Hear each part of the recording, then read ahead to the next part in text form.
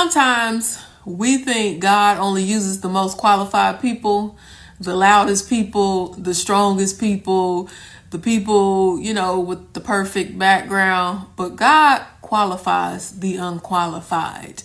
All you have to do is be obedient. All you have to do is be willing and say yes. Think about the story in the book of Judges where God used people who were willing, not people who were comfortable. So Deborah, she was a leader in her time when people doubted women, but she still walked boldly in her calling. She didn't shrink herself to fit what society expected. She trusted God anyway. And then there was Barak.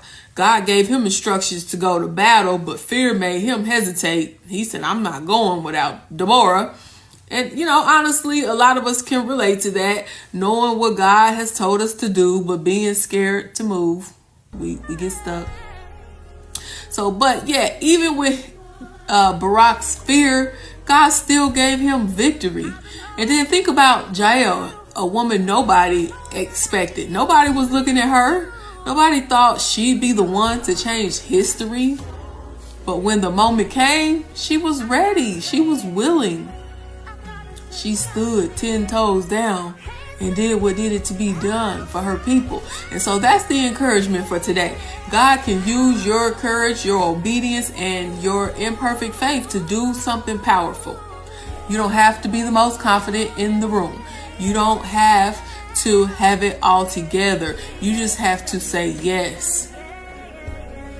I said you just have to say yes. Deborah showed leadership, Barak showed honesty and fear, and Jael, she showed bold action. And together God used all three of them to accomplish something bigger than themselves. So stop counting yourself out. Stop thinking that your past and your fears and your limitations, they disqualify you. God has always used ordinary people to do extraordinary things.